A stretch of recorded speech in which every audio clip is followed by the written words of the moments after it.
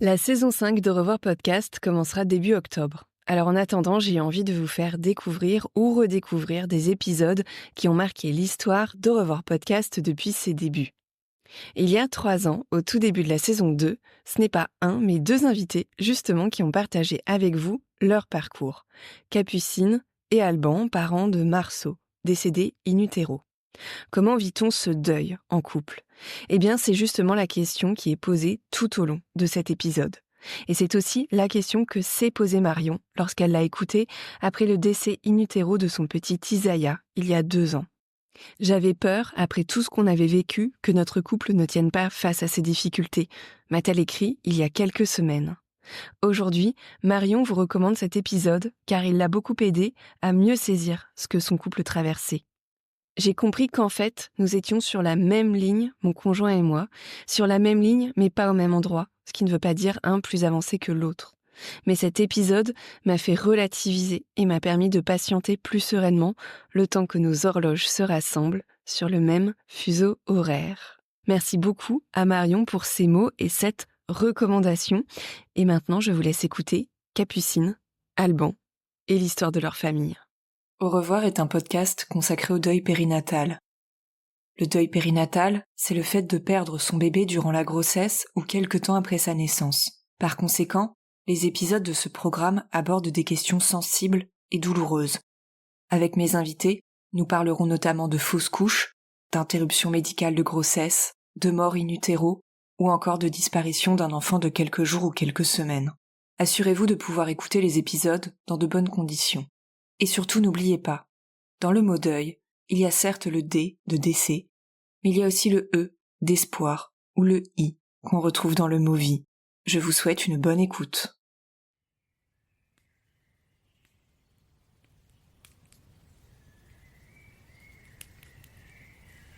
J'essayais d'être fort pour elle. Effectivement, c'est quand même elle qui allait devoir accoucher, c'est elle qui avait supporté la douleur de la péridurale, c'est elle qui sentait plus ses jambes, c'est elle qui pouvait pas manger, qui pouvait pas boire. Je voulais qu'on vive ce moment à deux, en fait. Je voulais souffrir en même temps qu'elle, parce que c'est notre enfant. Et finalement, en fait, ça s'est déroulé très vite et Alban qui avait pour Martin pu couper le cordon, en fait, donc il s'est approché et a pris l'initiative également de couper le cordon pour Marceau.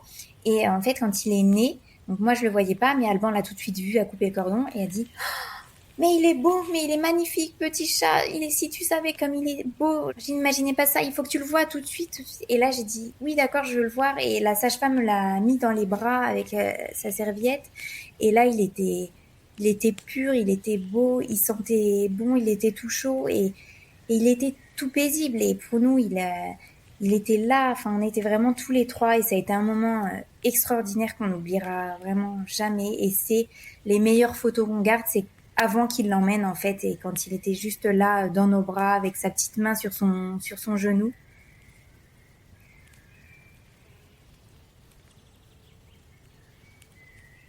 Et nous, on avait, c'est vrai, jamais organisé de funérailles, on savait pas comment ça se passait, donc on a dû se plonger dedans tant bien que mal. Et on avait organisé du coup un enterrement une dizaine de jours, ça a pris un petit peu de temps. Jusqu'à ces jours-là, Alban continuait de travailler. Il n'a pris son congé paternité qu'après. Alors que moi, j'étais en arrêt, donc j'avais pris un congé de 8 semaines. Et donc, cette dizaine de jours, je l'ai vécu un petit peu seule dans mon deuil, puisque donc Martin était à la crèche, Alban travaillait. Et moi, c'était une période qui était vraiment très très difficile. J'étais très triste. Alors effectivement, moi je me suis arrêté que 15 jours après la naissance de Marceau.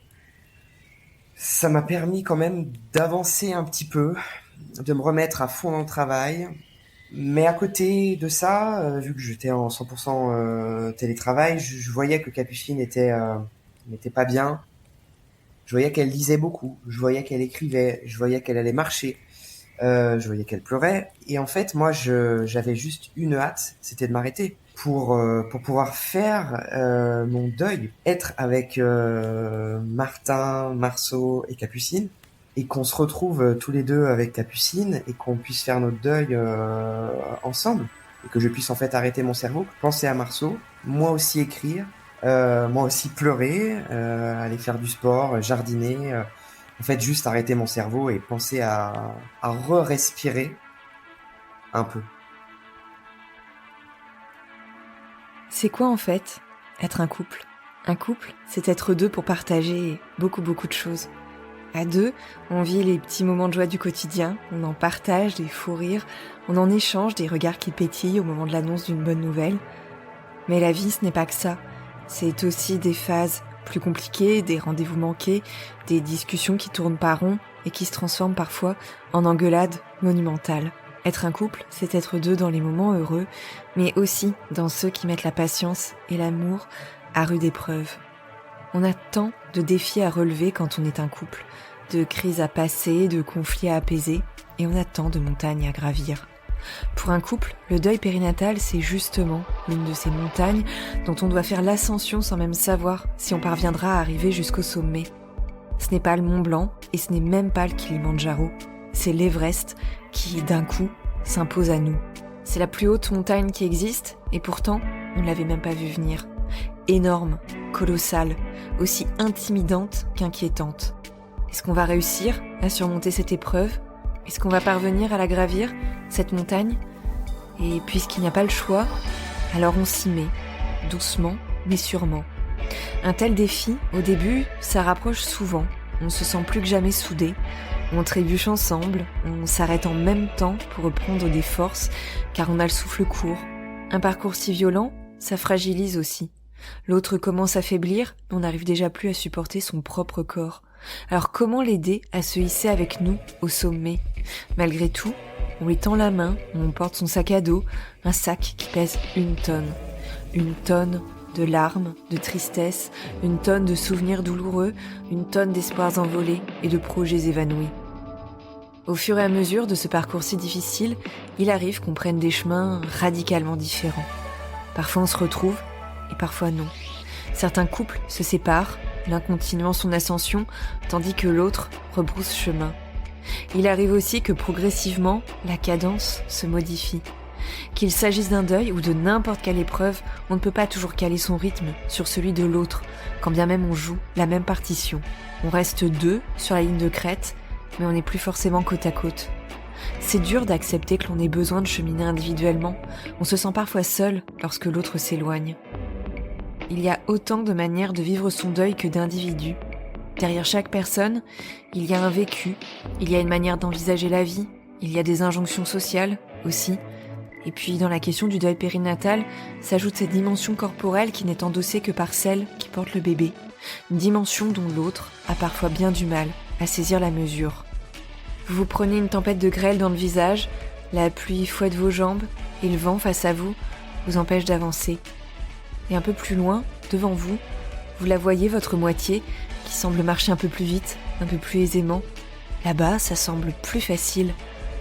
Mais si on regarde de plus près, il y a des cailloux dans ses chaussures et son pas, il n'est pas si assuré que ça. Tiens, là, je peux même vous dire que c'est une larme qui semble perler au coin de ses yeux. Et puis on y est, le plus dur est derrière nous. Peut-être que l'un est arrivé tout en haut avant l'autre, mais peu importe car finalement il y a eu cette main tendue pour réaliser les derniers mètres. On est au sommet, à deux, au plus près du ciel. On respire un peu mieux, non ? Les nuages referont ponctuellement leur apparition, mais l'horizon semble quand même plus dégagé. Il est temps maintenant de se reposer un peu, de reprendre des forces, pourquoi pas de refaire des projets ? Est-ce qu'on est plus que jamais soudés ? Peut-être bien. Au revoir podcast, épisode 24, Capucine et Alban, un couple face au deuil périnatal. Dans cet épisode, ce sont les voix de Capucine et d'Alban que vous allez entendre. Capucine et Alban vivent près de Lyon avec leur fils Martin, né au printemps 2019.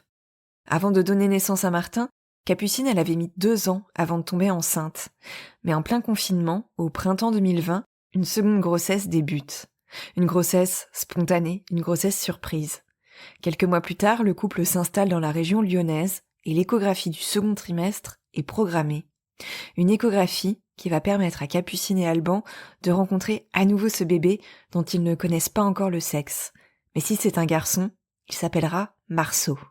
Je dirais qu'on était de plus en plus serein en fait sur le fait d'accueillir notre deuxième enfant. On découvrait en plus la région, un nouvel hôpital, une nouvelle sage-femme qui allait nous suivre et on avait vraiment hâte de voir ce petit bout de chou et aussi de découvrir le sexe puisqu'on on voulait le connaître. Donc on arrive et puis tout se passe bien. On détaille vraiment. Ça m'avait marqué. On avait beaucoup plus détaillé que pour Martin en fait l'échographie de fond en comble. Et puis donc là la sage-femme nous apprend que c'est un petit garçon. Et en fait on s'en doutait un petit peu parce que je l'avais non seulement senti tôt bouger, mais il bougeait déjà pas mal. Il était assez actif et du coup comme ça avait été la même chose pour Martin. On s'était un petit peu mis en tête que c'était un garçon et du coup super contents tous les deux. On regarde tout ce qui se passe et puis la sage-femme vers la fin de l'échographie nous dit mais la date c'est le 20 pour le 24 janvier, c'est ça? Je dis oui. Elle me dit il y a pas eu c'est ça. Je dis oui, c'est bien ça. Pourquoi? Et elle me dit bah je le trouve un petit peu petit. J'aurais peut-être décalé un petit peu. Et nous, lors de la première échographie, le gynécologue avait déjà en fait décalé la date par rapport à la date qui avait été trouvée lorsque j'avais fait ma prise de sang avec le taux d'hormones. Et là, la sage-femme pensait que c'était encore plus tard. Donc voilà, et on termine le rendez-vous et elle nous propose de faire une autre échographie dans 3 semaines, donc qui était à la base pas prévue pour voir un petit peu si le bébé grandissait un peu mieux. Donc c'est vrai qu'on sort de là, tout de suite on a été un peu stressés, on en a un peu parlé autour de nous et nos amis, notre famille nous disaient oui. Moi, je connais plusieurs personnes dont le bébé était petit. En fait, il est en pleine forme, etc. Ne stresse pas. Alban était plutôt positif. Et moi, assez stressée quand même. Là, c'était 3 semaines un peu difficiles. Exactement, j'étais honnêtement très serein, très heureux et impatient de le revoir, de connaître le sexe, comme le process des échographies se veut être normalement joyeux. Et en plus, on voyait qu'il bougeait beaucoup, que tout allait bien, le cœur, dans le détail, tout allait bien, sauf ce petit doute qu'elle vient nous amener à la toute fin du rendez-vous, que je prends pas mal parce que à l'époque, j'étais à 10 000 lieues d'imaginer ce qui allait se passer. C'était vraiment enfin loin de mon imaginaire. Donc je le prends plutôt bien et je positive comme je le fais quand même habituellement en essayant de dire bon, on verra la prochaine écho mais il y a pas de raison il y a pas vraiment de raison donc attendons voir. Capucine et Alban ne reçoivent donc pas l'information de la même manière. Si le stress envahit aussitôt Capucine, Alban essaie de prendre un peu de recul. S'ouvre devant eux une période de 3 longues semaines avant la prochaine échographie qui sera réalisée cette fois-ci non plus par une sage-femme, mais par un médecin. 3 semaines d'attente et de flou. 3 longues semaines à ne plus trop savoir au bout du compte ce qu'on va leur annoncer. L'incertitude commence à prendre de plus en plus de place dans leur esprit. Lorsque la date arrive, la gynécologue réalise l'examen, elle prend toutes les mesures. Et effectivement, les courbes ne sont pas bonnes, mais elle ne peut pas se prononcer davantage. Cette fois-ci, le couple doit se rendre dans le centre de diagnostic anténatal d'une grande maternité de la région lyonnaise. Le rendez-vous aura lieu 1 semaine plus tard. Il faut à nouveau attendre. Nous, on arrive à l'hôpital, en plus, donc un très gros hôpital qu'on ne connaît pas du tout, assez tôt en plus le matin. Et bon, là, c'est vrai qu'on attend un petit peu et on était tous les deux vraiment pas bien, vraiment stressés. Là, l'écho se passe, il y avait une interne et un gynécologue. L'écho dure très longtemps. Elle bouge beaucoup le bébé en fait. Et je me dis, mais le pauvre. Il doit avoir mal, il doit souffrir et ça dure. Et puis, il nous dit pas grand chose, donc on me pose des questions, mais il nous dit non, non, ça va, c'est normal, c'est correct, etc. Et puis, à la fin de l'échographie, il fait venir le professeur pour lui montrer l'échographie et avoir un petit peu son avis. Et là, le professeur nous dit qu'effectivement tout est correct, mais il s'inquiète du fait que le bébé soit quand même plus petit que la moyenne et selon lui trop petit, alors que Martin, notre premier enfant, il était très bien sur les courbes. Il nous dit est-ce que vous voulez faire une amniosynthèse pour détailler un petit peu plus et voir si tout va bien au niveau des chromosomes. Donc nous là on le regarde et puis on n'y connaît rien, donc on lui demande est-ce que vous nous conseillez de la faire, qu'est-ce que vous nous conseillez? Et là il nous renvoie la balle en nous disant c'est vous qui décidez, je ne fais pas le choix pour vous, vous pouvez la faire si vous voulez, voilà maintenant à vous de voir. Et puis nous comme on était là, on s'est dit autant aller jusqu'au bout, allez on l'a fait.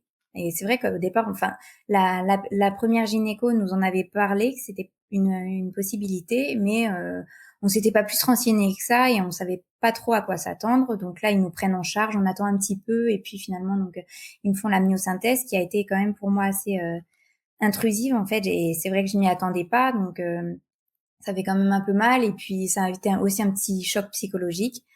Et voilà, et puis finalement donc elle me dit qu'il faut pendant 3-4 jours que je reste tranquille, ne pas trop porter et être active avec notre premier, avec Martin, et puis que dans une semaine on aurait les premiers résultats et 10 jours, 15 jours plus tard la totalité des résultats de la myosynthèse. Donc là c'est une semaine vraiment assez longue, faut le dire, et assez stressante. Et donc pile une semaine après, le vendredi, ils nous ont toujours pas appelés, donc nous on les appelle. Et puis la sage-femme me dit je viens tout juste de recevoir vos résultats pour les trisomies 13, 18 et 21. Tout va bien, rien à signaler, tout est parfait, voilà. Donc là on raccroche et puis on est fou de joie, donc on prévient tout le monde, on est super content parce que c'est vrai qu'on avait un peu averti nos proches. Vraiment, on revit. En fait, ma grossesse était depuis le début très fatigante et là, j'ai l'impression d'avoir un regain d'énergie, de positiver surtout. Enfin, vraiment, tous les deux vraiment hyper contents. Capucine vient donc de recevoir les premiers résultats de la myosynthèse. Ces résultats sont rassurants, certes. Alban et elle ont même l'impression que le plus dur est derrière eux et ils respirent à nouveau en attendant la suite des analyses. Car les résultats arrivent toujours en 2 temps lorsqu'une amniosynthèse, c'est-à-dire un prélèvement du liquide amniotique, est réalisé. Comme l'explique le site internet de l'assurance maladie amélie.fr, les premiers résultats, qui concernent les trisomies 21, 18 et 13, sont disponibles très rapidement, en général au bout de 3 jours par exemple. Toutefois, l'analyse complète du karyotype, qui est en fait la représentation photographique des chromosomes du fœtus, peut prendre 2 à 3 semaines, car elle demande la mise en culture de cellules afin que ces dernières se multiplient. L'attente, encore et toujours, pour Capucine et Alban qui espèrent que leurs inquiétudes disparaîtront définitivement avec les prochains résultats. Mais la deuxième salve de résultats, justement, n'est pas bonne du tout. Le karyotype du bébé est anormal. Capucine l'a appris 1 semaine après le premier appel. Cette fois-ci, c'est le professeur qu'elle a rencontré lors de la dernière échographie qui lui a téléphoné directement. Nous sommes un vendredi, Capucine est au travail lorsque son téléphone sonne. Elle comprend que c'est grave, mais le médecin ne peut rien lui dire de plus, si ce n'est qu'Alban et elle ont d'ores et déjà rendez-vous avec une généticienne 3 jours plus tard, le lundi. Dans la tête de Capucine, c'est la tempête, c'est le chaos. Alban, de son côté, a besoin d'entendre lui-même les mots du médecin. Je suis pas bien du tout. En fait, mon monde s'effondre, quelque chose que j'avais vraiment jamais imaginé, parce qu'on a toujours des petits stress, des petits doutes, et je suis de nature stressée. Mais quand on avait eu le premier résultat du karyotype, que tout était normal, on avait vraiment écarté toute possibilité de problème. Et là, je sais pas, il y a d'un coup comme l'orage qui est là. Et je sors dehors, j'appelle Alban qui répond pas, j'appelle ma sœur qui répond, et là je lui dis, et je fonds en larmes, et elle aussi, toutes les deux, on était vraiment pas bien. Et je remonte et je lui dis mon responsable que je dois partir, et il comprend tout de suite, il me dit rentre chez toi, on se tient au courant. Je lui dis que voilà, je pourrais pas travailler cet après-midi et que lundi j'ai rendez-vous le matin. Là, je rentre, je me rappelle, en plus, il pleuvait, je pleurais, je voyais rien. Et là, Alban voit mon état et au départ, a un petit peu du mal à comprendre et me questionne beaucoup. Et je lui dis, mais rappelle le professeur si tu me crois pas, appelle et entends-le. Et je pense qu'il avait besoin de l'entendre lui-même. Ouais, exactement. Elle avait essayé de m'appeler une première fois et je pouvais pas répondre. Je crois que je pense que j'étais en rendez-vous téléphonique et j'ai vu son message parce qu'elle m'a envoyé un SMS en me mettant rappel, c'est grave. Donc là, j'envisage tout et absolument pas du tout quelque chose comme ça, bien sûr. Donc là, je crois que j'étais au téléphone quand même. T'étais en voiture, donc j'essaie juste de lui dire de se calmer, de rentrer à la maison tranquillement sans en faisant attention à elle et qu'on avisera quand elle sera de retour. Et effectivement, je lui demande qu'on rappelle le professeur. Étant de nature un peu contrôlante, j'ai besoin de savoir, d'entendre moi-même et de comprendre. Donc on là au bout de 2 appels, je crois, de 2 tentatives ou 3.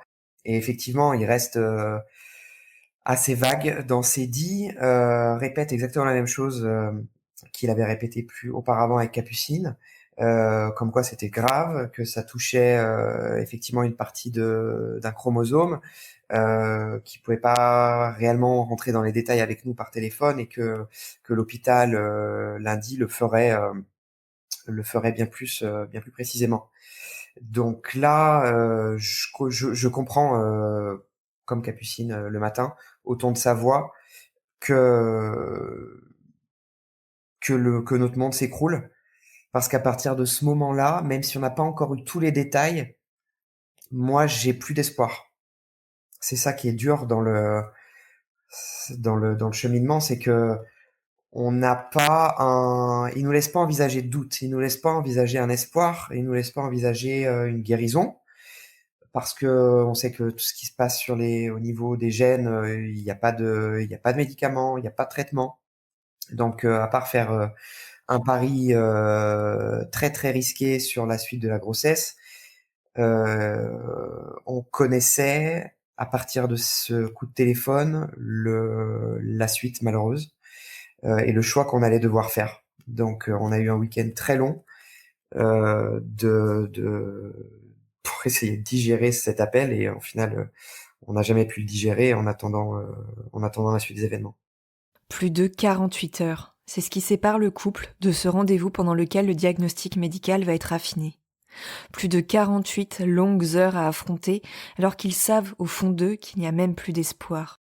Capucine et Alban ont aussitôt ressenti le besoin d'être dans leur bulle. Des amis devaient venir les voir, ils annulent. Ils s'occupent de Martin, leur fils alors âgé d'un peu plus d'1 an.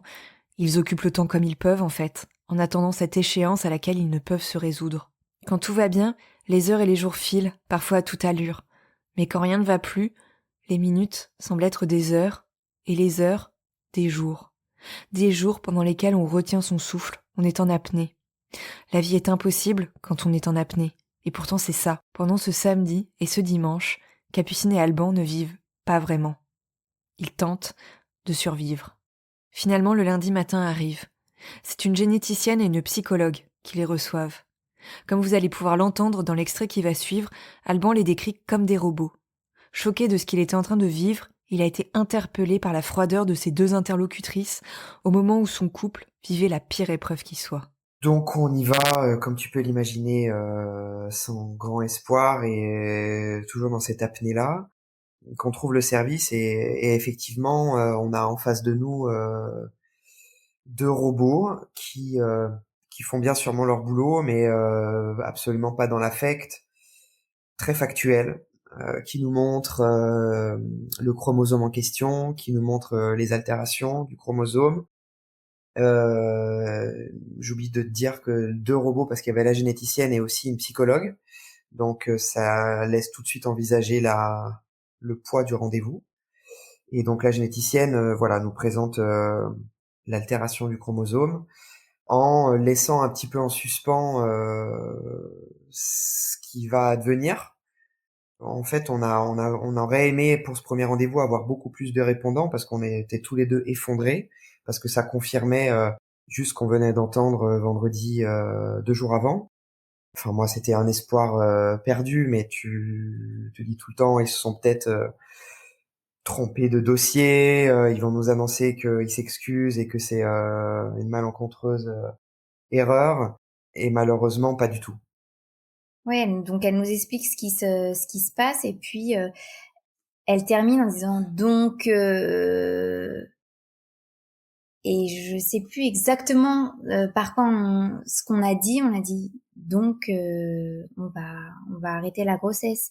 Et on a ressenti tous les deux à ce moment-là, et on s'en est parlé après, que en fait j'ai du mal à me rappeler exactement ce qu'elle a dit, mais c'était vraiment elle ne nous avait pas laissé le choix, enfin de par ce qu'elle avait dit avant en étant aussi très pessimiste, et puis donc c'était comme si elle-même avait fini la phrase, mais bon, comme elle n'a pas le droit, elle nous a laissé la finir, et c'était fini en fait. Donc là, Alban, je me rappelle, comme tu le dis, tu essayais de trouver un peu des explications en lui demandant mais est-ce que ça peut être dû au CMV, à quelque chose qu'on aurait fait en début de grossesse. Il essayait de trouver la cause en fait, et donc elle nous a dit que non, ils étaient incapables de justifier cette altération des chromosomes. Et puis ensuite elle nous a dit que voilà, une sage-femme allait nous recevoir pour nous expliquer comment on allait être suivi, tout ce qui allait se passer. Et puis voilà, le rendez-vous était fini. La psychologue en fait était là juste pour nous écouter, sauf qu'à ce moment-là, nous on ne pouvait pas parler du tout. Donc voilà, ça s'est arrêté là, et on est allé dans le service du diagnostic anténatal rencontrer la sage-femme qui nous attendait. Et là, par contre, c'était un rendez-vous vraiment super. La sage-femme, franchement, a été hyper empathique. Elle nous a soutenus, elle nous a expliqué qu'on n'était pas les seuls dans ce cas-là, qu'il fallait qu'on soit fort. Elle nous a expliqué toutes les étapes, en nous demandant à chaque fois si on avait des questions. Elle nous a dit vous avez le droit de craquer, allez-y. Vous savez, malheureusement ici, des interruptions médicales de grossesse, on en fait tous les jours. Vous n'êtes pas seuls. C'est très très dur, mais vous allez y arriver. Vous allez vous en sortir, et il restera auprès de vous toute votre vie. Et elle nous a vraiment tout expliqué en détail. Et je pense qu'à ce moment-là, c'était vraiment ce dont on avait besoin, et on a ressenti un apaisement en fait, et un soutien vraiment dont on avait besoin, alors qu'on n'arrivait pas à réfléchir, qu'on était comme un peu nous aussi des robots finalement, parce que on subissait tout ce qu'on nous disait, on n'arrivait pas à voir la réalité, et tout ce qu'elle nous a dit ce jour-là nous a vraiment vraiment aidé. En fait, c'était une vraie coach. C'était une vraie coach. Moi, j'avais la sensation qu'on me tapait dans le ventre, que j'encaissais les coups déjà depuis quelques jours. Et là, j'avais la sensation que c'était un peu moins fort, que quelqu'un enfin était là pour nous porter. Et surtout, à ce moment-là, on était juste incapable de poser des questions, parce qu'on savait pas quelles questions poser, parce que c'est l'inconnu. Et du coup, cette sage-femme-là, Clémence d'ailleurs, si elle nous entend, elle nous a coachés, elle nous a donné tous les détails de comment ça allait se passer dans le moindre détail. C'était affreux à entendre, on était en pleurs pendant tout le rendez-vous, mais on n'avait pas de questions à poser. C'était concret. Enfin, ça a amené un tout petit peu de concret dans ce parcours horrible, qui était irréel. Elle nous a amené du concret, elle nous a amené des réponses. Effectivement, elle nous a rassurés, disant qu'il y avait une IMG par jour dans cet hôpital, qu'on n'était pas les seuls, qu'on n'y était pour rien, que on allait apprécier la vie bien plus qu'on l'appréciait aujourd'hui. Et effectivement, ça peut paraître un peu intrusif, mais elle avait raison, que ça allait encore plus renforcer notre couple, qu'on allait être encore plus fort. Donc là, moi, je pense, je lui dis pas, mais quoi que je lui dis peut-être, je lui dis ok, mais on est déjà assez fort, je trouve. On en a peut-être marre d'être fort. Je préférerais peut-être être plus faible et pas avoir à vivre ça. Mais vraiment un coach. La question de l'IMG, de l'interruption médicale de grossesse, est alors officiellement soulevée. Capucine et Alban avaient rapidement évoqué cette possibilité durant le week-end précédent. Pour certains couples, la question même de l'IMG fait débat, mais pas pour Capucine et Alban. Tous deux sont d'accord, il n'y a pas de discussion possible. Leur bébé ne doit pas souffrir. En revanche, ils doivent se poser certaines questions qu'ils n'avaient pas pu anticiper jusqu'alors. Voudront-ils le voir, le bébé, après l'accouchement? Voudront-ils l'habiller? Voudront-ils lui donner son prénom, Marceau? Alors oui, on en avait un petit peu parlé le week-end, en sachant quand même qu'on avait intégré le fait que ça allait se passer parce qu'au final, ça pouvait être la seule issue. Après, je peux pas te dire effectivement, enfin qu'on en a vraiment parlé longuement en se disant et si on le fait pas, qu'est-ce qui va se passer? On s'est posé la question récemment en disant et tiens, et si on l'avait pas fait, est-ce que Marceau il serait là? Est-ce que Marceau il serait là mais malade, en train de souffrir? Est-ce qu'il serait pas là et que on aurait dû accoucher dans des situations plus difficiles? En fait, le choc était tellement tel que c'était une évidence pour nous et que bien sûr qu'on s'est posé la question, on n'a pas débattu. On savait que c'était la meilleure chose à faire pour lui avant tout, parce que c'est la décision la plus difficile à prendre, je pense, pour des parents. En fait, on a vraiment, nous, réfléchi plus par rapport à Marceau. On voulait pas qu'il souffre et vu ce qu'on nous annonçait, on savait que l'issue, elle serait pas bonne, que ce soit dans mon ventre, que la grossesse s'arrête avant la fin ou après, qu'il ait quelques jours, semaines, mois, on n'en sait rien, mais de ce que vraiment nous ont dit les médecins, ça allait pas bien se passer et on n'a même pas réfléchi par rapport à ce que dicte la religion. Enfin, après nous, c'est plutôt on prend ce qu'il y a à prendre dans la religion et ça nous a pas du tout freiné par rapport à ça. Comme on a eu le rendez-vous pour l'IMG une semaine plus tard, je pense aussi que c'est cette semaine qui nous a fait nous poser les questions, des bonnes questions. Et au départ, je voulais pas forcément le voir. Après, je m'étais dit que je voulais le voir une fois que les sages-femmes l'auraient emmailloté et ramené. Et finalement, je l'ai vu tout de suite. Enfin, il y a beaucoup de choses qui ont évolué. Et finalement, heureusement qu'il y a eu cette semaine pour vraiment de prise de conscience de ce qui allait se passer et pas regretter non plus derrière. Dans l'extrait que vous venez d'écouter, Capucine évoque la religion, car effectivement la religion fait partie de leur vie, à Alban et à elle. La question n'est pas de savoir si l'interruption médicale de grossesse va à l'encontre ou non des croyances religieuses. En revanche, ce sont leurs croyances qui les ont aidés à s'approprier un rituel pour pleinement intégrer leur bébé à leur famille et lui souhaiter la bienvenue avant de lui dire au revoir. Capucine et Alban ont décidé, la veille de l'IMG, de créer leur propre sacrement. Un baptême un peu particulier pour faire une place à Marceau dans leur communauté, dans leur famille et aborder la journée du lendemain avec un peu plus de douceur et de sérénité. Déjà, on a souhaité continuer à travailler jusqu'au lundi soir pour s'occuper l'esprit en fait et y penser le moins possible de manière négative. Et le lundi soir, j'avais réussi à avoir un rendez-vous avec une psychologue que j'avais déjà vue à 21h en visioconférence et j'appréhendais beaucoup en fait. Je me disais, accoucher c'est quand même une grosse épreuve physique et mentale. Et je ne me sentais pas capable d'accoucher dans le sens où j'aurais pour moi ni le physique ni le mental. Et pour moi, c'est très important. Donc, j'arrêtais pas, je me rappelle de dire à ma sœur, mais j'y arriverai pas, j'y arriverai pas. Et ça me faisait énormément peur. Et donc, le lundi soir, on a rendez-vous avec la psychologue tous les deux. Et on a énormément parlé pendant 1 heure. Elle nous a vraiment briefé. Encore une fois, elle nous a dit que c'était pas de notre faute, qu'on faisait tout pour lui, que de toute façon, il existerait toujours. Et elle nous a dit, mais baptisez-le. On dit, bah, comment ça, baptisons-le? On sait pas, on peut pas. Si, vous faites un rituel tous les deux. Si vous avez envie, vous le baptisez ce soir. Tant qu'il est encore vivant dans votre ventre, baptisez-le. Et voilà, du coup, on a fait ça à minuit, tous les deux, comme on pouvait parce qu'on savait pas comment s'y prendre. Et puis, mais ça a été un moment très très fort dont on se souviendra toujours. Et voilà, on a dormi très peu parce on avait rendez-vous à 7h le lendemain, on avait 1 heure de route. Enfin, bref, on s'est levé très tôt.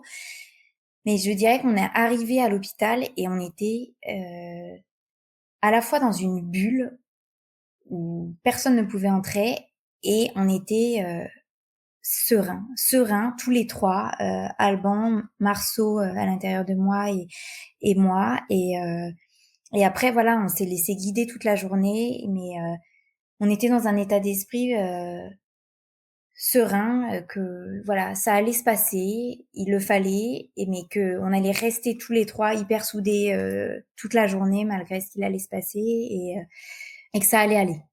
Exactement. Euh, donc on a fait ça tard le soir, vers minuit, quand presque tout le monde était couché. On a éteint les lumières, on s'est mis dans notre chambre. J'ai pris 2 bougies. On a pris une croix, un petit ange, et on s'est mis tous les deux à lire des textes qu'on trouvait sur Internet, des chansons, et on a prié et on lui a parlé en lisant les phrases d'un baptême. Et on a beaucoup pleuré aussi. Mais ça nous a soulagé ce moment. Vraiment, ça nous a vraiment soulagé parce que euh, on lui accordait de l'importance, on le faisait vivre pour tout le temps avec nous, proche de Jésus, de Marie, de Dieu. Il y a des mots, des expressions qui sont abstraites. Et il y a les réalités qui se cachent derrière ces mots. L'IMG, l'interruption médicale de grossesse, c'est un terme abstrait pour quiconque n'a pas été confronté au deuil périnatal. La grossesse va être interrompue, certes, mais concrètement, ça signifie quoi ? Eh bien, ça signifie que le cœur du bébé va cesser de battre alors qu'il est encore dans le ventre maternel. Concrètement, ça signifie aussi que l'accouchement va être déclenché, que ce sera un accouchement par voie basse, dans une salle de naissance. Capucine avait déjà vécu une grossesse, un accouchement, à l'occasion de la naissance de son fils aîné, Martin. Mais ce second accouchement, il est inédit, elle ne sait pas à quoi s'attendre. Et il en est de même pour Alban. L'accouchement, justement. Il y a ce qu'on imagine et il y a ce qui nous attend. Pour les couples, un accouchement, peu importe le contexte, c'est toujours une épreuve qui induit un certain déséquilibre, puisqu'il y a la mère qui doit faire face à une épreuve physique intense, et il y a le coparent qui a parfois du mal à trouver sa place, à devenir acteur ou actrice de ce moment, et pas seulement spectateur ou spectatrice. L'accouchement, à l'occasion d'une IMG ou d'une mort fœtale in utero, est souvent un moment encore plus délicat pour les couples. La souffrance physique, émotionnelle, elle est intense pour la mère. Et puis cette souffrance émotionnelle, elle existe aussi pour le coparent. Et plus qu'à n'importe quelle autre occasion, il ou elle se sent bien souvent extérieur et impuissant ou impuissante. Malgré tout, la rencontre avec ce bébé peut être un moment doux, un moment qui réunit les couples, un moment pendant lequel chacun et chacune trouve sa place, spontanément et naturellement, grâce notamment à l'intervention d'une tierce personne, la sage-femme. Je savais pas trop comment gérer, je sentais plus du tout mes jambes et voilà, c'était assez difficile et je me disais encore plus que je n'aurais pas la force d'accoucher. Les heures étaient, je pense, aussi longues que celles de Capucine. J'essayais d'être fort pour elle, parce que effectivement, c'est quand même elle qui allait devoir accoucher, c'est elle qui avait supporté la douleur de la péridurale, c'est elle qui sentait plus ses jambes, c'est elle qui pouvait pas manger, qui pouvait pas boire. Même si j'avais pas grand appétit, j'essayais d'être fort, d'être à son chevet, de la faire rire, de des moments lui changer les idées, de lui tenir la main tout le temps. De l'aider aussi un peu à respirer. Je voulais qu'on vive ce moment à deux, en fait. Je voulais souffrir en même temps qu'elle, parce que c'est notre enfant. La douleur est telle, physique et mentale, que j'espérais au plus profond de moi qu'il n'y avait pas à avoir de complications, qu'on n'allait pas nous rajouter des complications, des douleurs, de dernière minute. En fait, on envisage du coup encore des pires choses qui nous arrivent. Et au final, c'est plutôt bien passé, malgré le fait que ce soit long. Et pour ça, j'étais assez satisfait, mais j'ai vraiment essayé de l'accompagner au mieux que je pouvais. Et puis on a été accompagnés en fait par une deuxième sage-femme extraordinaire, pour le coup très discrète, mais d'une gentillesse, d'une bienveillance et voilà, on voyait qu'elle était vraiment vraiment touchée. À la fin, elle a pleuré avec nous d'émotion mais elle était vraiment à l'écoute et quand elle a su que c'était le moment, parce qu'elle avait aussi d'autres patientes à gérer, quand elle a été 100% libre pour nous et elle sentait que moi je n'en pouvais plus et qu'on était prêts aussi. nous a dit: «Allez, c'est le moment». Donc elle a pris ce côté coach aussi dont on avait besoin. «Allez, c'est maintenant, ça y est».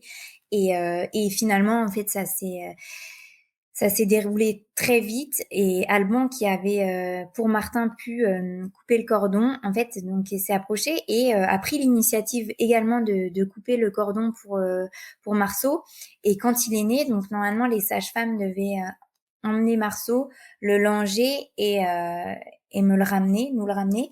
Et en fait, quand il est né, donc moi je le voyais pas, mais Alban l'a tout de suite vu, a coupé le cordon et a dit: «Mais il est beau, mais il est magnifique, petit chat. Si tu savais comme il est beau, je n'imaginais pas ça. Il faut que tu le vois tout de suite, tout de suite». Et là, j'ai dit: «Oui, d'accord, je veux le voir». Et la sage-femme l'a mis dans les bras avec sa serviette. Et là, il était pur, il était beau, il sentait bon, il était tout chaud et il était tout paisible. Et pour nous, il était là. Enfin, on était vraiment tous les trois et ça a été un moment extraordinaire qu'on n'oubliera vraiment jamais. Et c'est les meilleures photos qu'on garde, c'est avant qu'il l'emmène en fait, et quand il était juste là dans nos bras avec sa petite main sur son genou et tout mignon. Et ça a été un moment très fort et à la fois de pur bonheur de on accueille notre enfant et à la fois un énorme déchirement de finalement il est déjà plus là et on doit le quitter. Et je pense que ça restera gravé dans nos mémoires à jamais. En tout cas, ce moment pouvait pas être plus beau pour nous. Et là, on a pris du temps avec lui. Pareil, on lui a parlé. On l'a embrassé comme on pouvait. Et à partir du moment où après, elles l'ont emmené, habillé et nous l'ont ramené, c'était déjà plus pareil. Et on a encore voulu passer le plus de temps possible avec lui. Mais vraiment, le moment qu'on garde, c'est dès qu'il est né, qu'on l'a tout de suite pris. Et c'est là qu'on se dit, on a vraiment, heureusement qu'on a changé d'avis, qu'on a voulu le voir tout de suite, parce que c'est ce moment qui restera gravé et on en garde un merveilleux souvenir.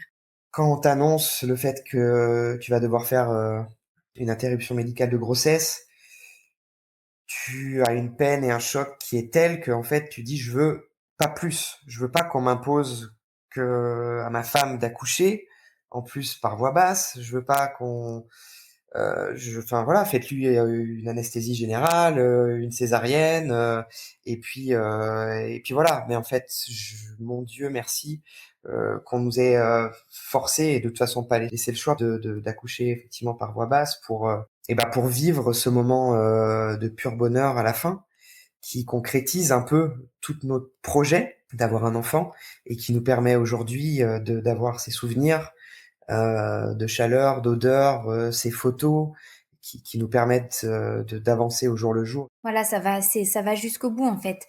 On n'a pas le choix de l'issue, mais du coup, autant qu'elle soit la plus belle possible. Et le jour J, donc c'était assez long, mais je me disais, avant que ça arrive, le moment de l'accouchement, je me disais, mais j'étais un peu dans l'euphorie j'ai hâte de le rencontrer, j'ai vraiment hâte là, je veux le voir, je veux sentir et porter mon bébé, j'ai vraiment hâte. Et ça s'est concrétisé comme ça. Et du coup, c'était un moment de bonheur. Le moment de bonheur, c'est que tu rencontres ton bébé que tu as déjà attendu. Moi, ça faisait 6 mois et demi. Et tu le rencontres et en fait, au départ, je savais pas à quoi m'attendre. En plus, il était beau comme un nouveau-né, sauf qu'il était en petit format finalement. Et il était beau, c'était tout de suite, c'était le quatrième membre de notre famille. Et ça s'est imposé avec un vrai bonheur à nous. Et il est là, dans tes bras, comme un bébé qui dort. Et en fait, il est déjà plus là et tu dois le redonner aux sages-femmes pour qu'elles l'emmènent. Et j'ai eu ce sentiment de l'abandonner et ça a été vraiment très dur. Et à chaque fois, du coup, on avait du mal à le quitter. On le redonnait et on disait, on peut le revoir une dernière fois. On le revoyait et après, on devait le requitter. Et on est retourné le voir une dernière fois le lendemain. Et là, on s'était bien mis en tête que ça allait être la dernière fois. Et c'était hyper dur parce qu'on n'avait qu'une envie, c'était qu'il reste avec nous en fait. On voulait plus le quitter. Alors que voilà, il fallait le laisser partir. Et de toute façon, il était plus là physiquement. Mais c'est ça qui était vraiment dur. Capucine et Alban ont dit au revoir à Marceau. Si le deuil a d'une certaine manière commencé avant même l'accouchement et au moment de l'annonce du diagnostic de la maladie incurable de leur fils, l'après qui se profile à l'horizon n'aura rien de simple, bien au contraire.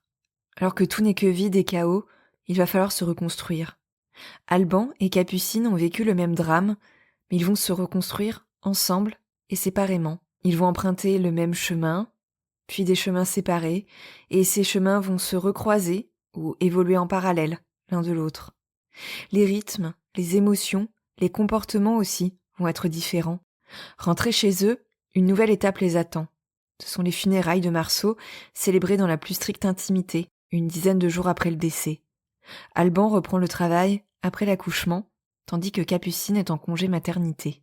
Cette dizaine de jours, je l'ai vécu un petit peu seule dans mon deuil, puisque donc Martin était à la crèche, Alban travaillait, et moi c'était une période qui était vraiment très très difficile.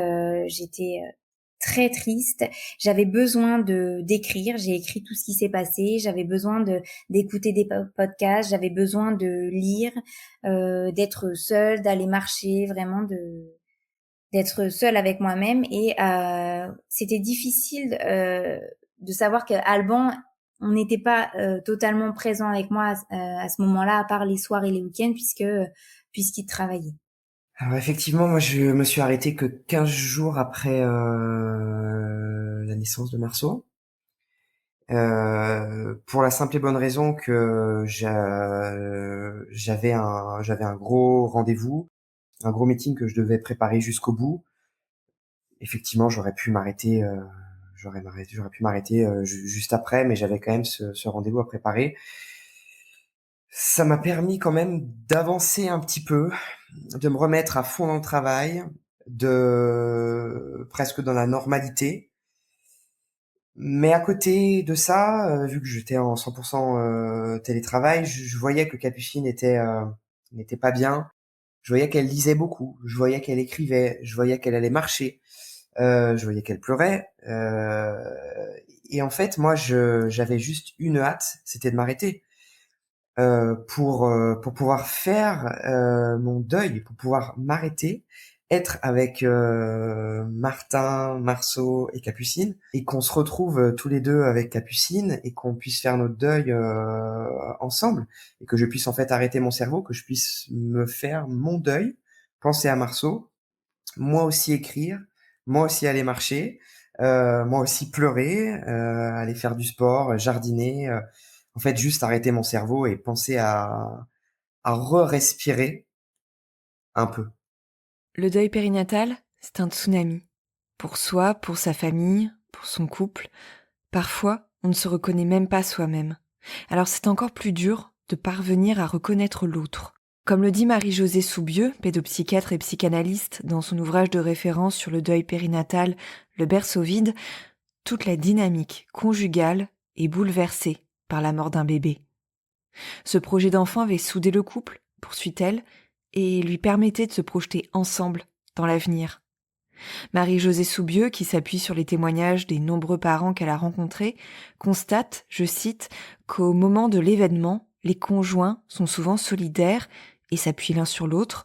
Cependant, au fil du temps, les rapports peuvent se distendre et la communication devenir difficile. Certains couples se sépareront donc à l'issue de cet événement qui a parfois réactivé des failles très profondément enfouies. Le deuil périnatal se poursuit alors sur fond de fin d'histoire d'amour. Cela dit, la mort de l'enfant à naître ne signifie pas nécessairement et automatiquement la mort du couple. Pour autant, cela reste une épreuve très importante qui peut entraîner des dégâts durables. Alban et Capucine, comme beaucoup de couples, ont donc traversé des crises. Donc les quelques semaines, mois qui ont suivi la perte de Marceau, on le vit, je trouve, comme des vagues. C'est-à-dire qu'il y a des moments où ça va, la vie reprend son cours. En plus, on a Martin qui nous aide énormément à garder le sourire, etc. Et puis, il y a des phases où ça va pas, on a une énorme coup de tristesse, et déjà ces moments-là, on les a pas forcément en même temps, d'ailleurs pas du tout. Il y a des soirs où je me mettais d'un coup comme ça à pleurer, parfois c'était Alban, et du coup on essayait de se soutenir comme on pouvait dans ces moments-là. Et puis plus je dirais à partir 2-3 mois après, la vie reprend. Moi, je reprends aussi peu à peu le travail. Et il y a eu des petits moments de crise où on se comprenait pas sur certaines choses, mais sans vraiment comprendre ce qui se passait. Et j'ai eu rendez-vous avec ma psy et je lui explique que voilà, on a eu une grosse crise, on avait 3h30 de route et ce jour-là, on avait beaucoup parlé, on s'était dit qu'on se comprenait pas. En fait, Alban avait beaucoup besoin d'être dans l'action, sans arrêt de faire des choses, d'avoir plein de projets aussi, d'acheter, etc. Et moi, en fait, dès qu'il me proposait quelque chose, je lui disais non. Je faisais un blocage et du coup ça finissait toujours plus ou moins en crise et ça nous l'a fait plusieurs fois, dont 2 fois un peu où moi je me posais de réelles questions en me disant mais je comprends pas, on va vraiment pas sur le même chemin, ça nous arrivait pas avant, je sais pas ce qui se passe. Et quand j'en ai parlé à ma psy, elle m'a dit ah mais c'est totalement normal. En fait, vous vivez votre deuil de manière très différente et c'est très souvent le cas que les hommes ont besoin justement comme des guerriers en fait d'être dans l'action, de surpasser en fait ce qui se passe en étant tout le temps en train de faire des choses, alors que la femme a plus besoin de se replier, de faire plus des activités de voilà justement d'être tranquille, de lire, de beaucoup plus dans la réflexion. Elle me dit c'est tout à fait normal. Maintenant, il faut que vous acceptiez l'un et l'autre, que vous vivez la chose différemment. Il faut que vous vous écoutiez et que vous essayiez chacun de votre côté de voilà d'accepter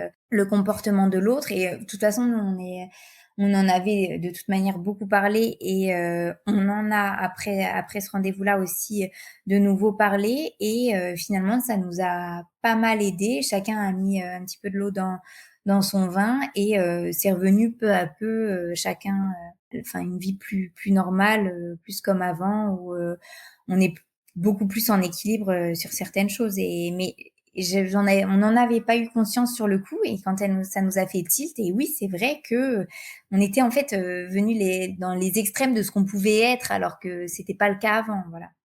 Je touche du bois, on a peu de crises dans notre couple quand même jusqu'à présent. Et là, elles se multipliaient vraiment depuis l'IMG. Je voyais qu'on n'avançait pas au même rythme que moi j'avais peut-être accéléré parce que effectivement en plus on vient d'acheter une maison donc il y avait beaucoup de choses à faire et au fond ça me faisait du bien de refaire des projets, d'être dans le faire, de pouvoir faire une to-do list, de pouvoir checker des choses que j'ai faites pour être satisfait à la fin de ma journée. Et c'était très frustrant de proposer des choses à mon épouse et avoir un rejet systématique. Au départ, une petite réflexion, puis à la fin, même plus de réflexion. Peu importe ce que je proposais, c'était non. Donc c'était en fait des freins énormes à chaque projet que je proposais. Et c'était assez frustrant, ouais, assez frustrant. Et du coup, on a beaucoup essayé d'en parler. On en a vraiment beaucoup parlé pour comprendre ce qui nous arrivait. Et ça nous fait du bien d'ailleurs de à chaque fois de communiquer autant avant d'avoir ce décodeur qui nous a un peu aidé, qui a fait un peu pas électrochoc, mais qui a ouvert un peu nos yeux sur le fait qu'il fallait qu'on fasse un pas vers l'autre dans notre manière de faire pour comprendre mieux l'autre. Et accepter on en avait parlé aussi à une association, accepter en fait cet état qui un petit peu de vulnérabilité et qui on n'est pas 100% nous pendant un laps de temps qu'on connaît pas en fait. Je suis moins dans l'action, Capucine est moins que dans l'être. On a repris notre rythme d'avant. On communique toujours autant. Ça va mieux. Ça va beaucoup mieux. On n'a plus de crise. La tempête est passée. On s'est remis en équilibre tous les deux. On s'est remis en équilibre. Ouais, je pense que maintenant on est déjà effectivement on parle et c'est je pense primordial et on a besoin de vivre des moments avec Marceau pour Marceau aussi, ensemble et besoin de se prendre des moments où on va au cimetière tous les deux, où on en parle, on a vraiment besoin d'en parler ensemble, de se rappeler les souvenirs et voilà, on a envie aussi de lui rendre des hommages et notamment ce podcast et on a cet amour qui grandit pour lui. En fait, on en parle très souvent et on en a besoin et ouais, c'est notre famille, on est 4 et je pense tous les 2 qu'on en a vraiment besoin en fait.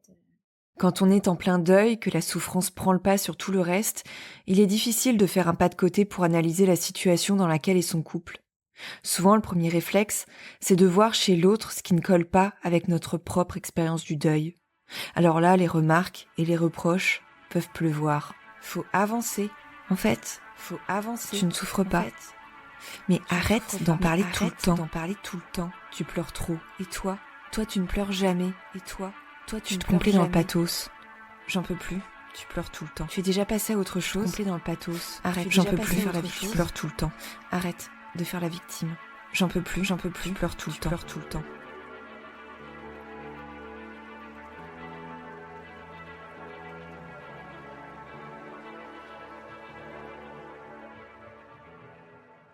Comme le dit Capucine, c'est une personne extérieure, une psychologue, qui lui a permis de prendre un peu de hauteur et qui a mis le doigt sur un mécanisme qui était observable en partie dans son couple, comme dans beaucoup d'autres.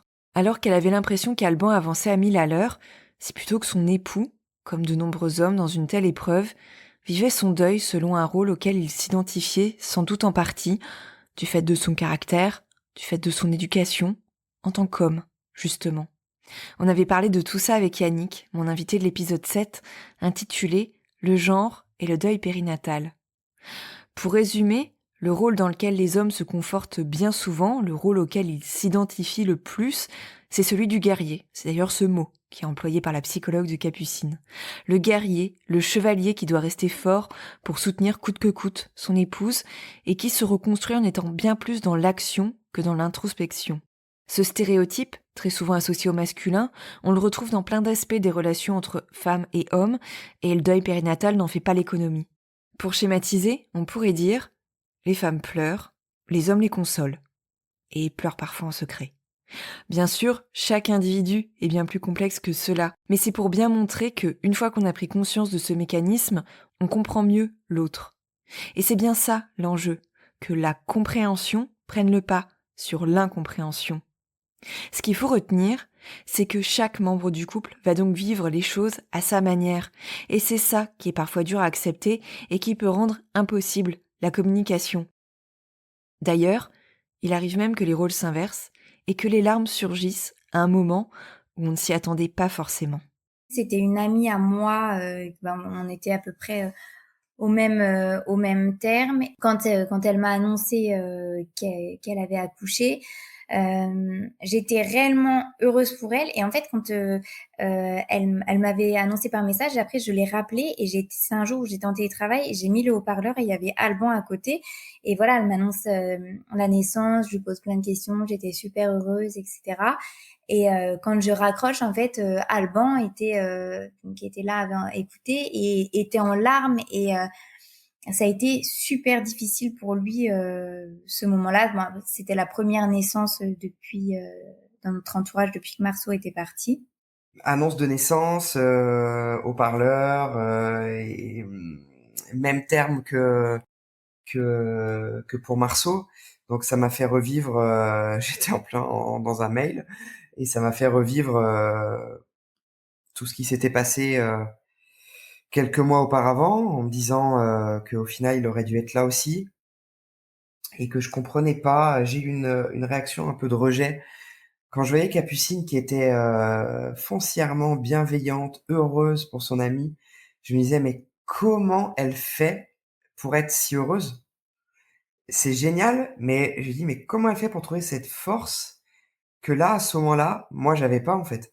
Je m'en voulais parce que je voulais être heureux j'étais bien sûr heureux pour elle, mais j'arrivais pas à être foncièrement, à lâcher prise, à ne pas penser à qu'au final, Marceau aurait dû être là même un petit peu avant. Donc ça m'a fait revivre tous ces éléments, tous ces événements, pardon, passés, et ça m'a fait, ouais, une douleur vraiment réelle.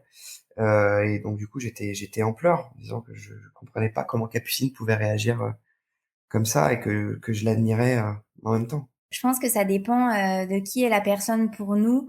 Et je sais pas, en fait, j'ai été, enfin, je pouvais pas être autre que heureuse pour elle. Elle avait eu son petit bébé, c'était juste magique. Après, je pense que tout dépend aussi du comportement que les gens ont eu. Enfin, moi, cette amie-là avait été présente et enfin, je sais pas, on avait aussi vécu notre grossesse ensemble et j'étais vraiment contente pour elle. Alors que après, j'ai appris certaines grossesses ou naissances et qui, en fait, je m'en doutais un petit peu et sur le coup, j'avais du mal à faire face à des nouvelles annonces, par exemple, de grossesse.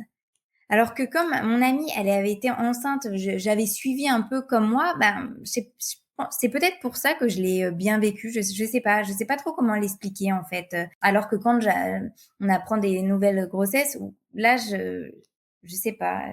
C'est encore un petit peu difficile. Ça va de mieux en mieux, mais c'est encore un peu difficile sur le coup. Capucine et Alban forment donc un couple qui a été confronté au deuil périnatal. Mais ils forment aussi une famille avec 2 garçons. Un petit Marceau parti trop tôt, mais aussi un petit Martin.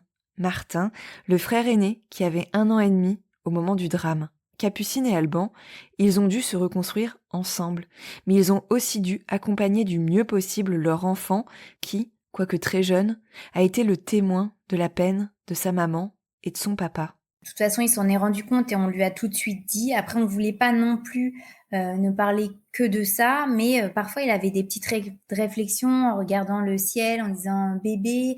Et au départ, on savait pas effectivement trop comment lui dire, en lui disant le bébé Marceau, il est parti, il est dans le ciel.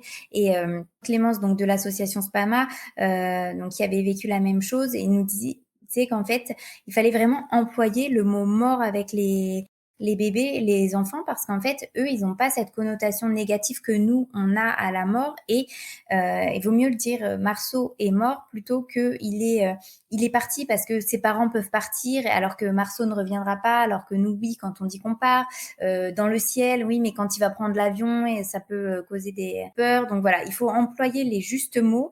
Et elle nous disait aussi de lui dire que ce n'est pas sa faute. Et un jour, donc Alban lui a dit, moi je savais pas trop comment aborder la chose, et toi tu lui as dit. Ouais, je lui ai dit, c'était un matin quand je l'amenais à la crèche, je crois. Parce qu'on sentait quand même que Martin, on sentait qu'il ressentait quelque chose. Il commençait un peu à taper, il faisait des petites crises. Bon, c'est peut-être aussi lié à son âge, mais néanmoins, je voulais quand même lui faire passer le message que c'était pas sa faute.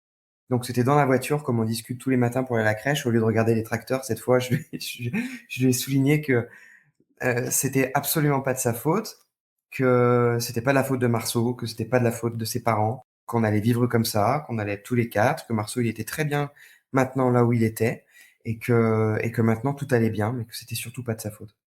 On lui en parle souvent et il comprend. On lui a dit plusieurs fois ton petit frère. Euh, et souvent, voilà, on lui dit, écoute, on va faire une petite prière pour Marceau. Et puis l'autre fois, il arrivait et puis il disait Marceau, Marceau, Marceau. Enfin, c'était lui qui était tout gai en disant son nom. J'ai l'impression qu'il a compris, qu'il comprend. Après, il est quand même petit. Voilà, on n'en fait pas non plus, on lui rabâche pas tous les jours. On n'a pas envie que ça soit obsessionnel. Mais je pense qu'il a compris et on lui expliquera en détail plus ou moins plus tard. Voilà, parce qu'il est encore petit, mais on lui en parle pour que il comprenne qu'il fait partie de la famille et puis que ce soit présent pour lui au quotidien. Enfin, pas au quotidien, mais régulièrement en fait.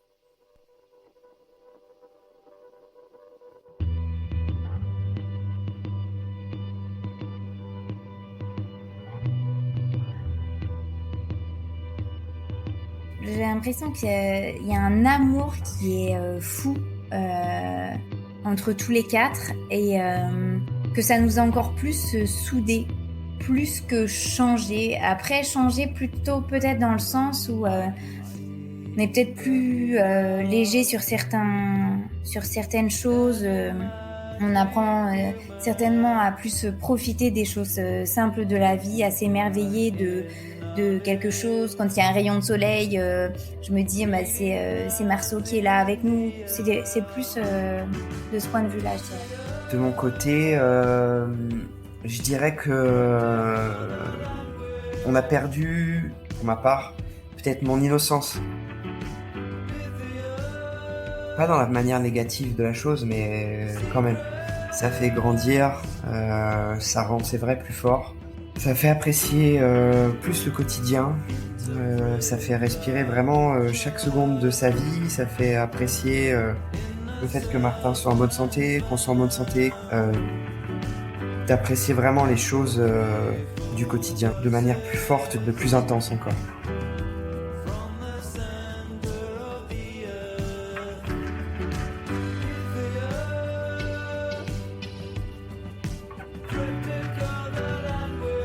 Cet épisode s'achève et je tiens à remercier Capucine et Alban de m'avoir et de vous avoir confié leur histoire de deuil périnatal.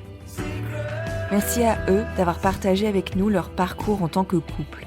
Un couple parmi tant d'autres, un couple qui est resté soudé dans les premiers temps de la tourmente et qui a connu des crises, qui a douté, qui s'est questionné, un couple qui est finalement parvenu à se hisser au sommet de son Everest. Peut-être que vous, qui écoutez cet épisode, eh bien votre couple bat de l'aile. Peut-être qu'il est sur le point d'exploser ou qu'il n'a pas réussi à gravir cette montagne. Ça arrive et vous n'êtes pas seul.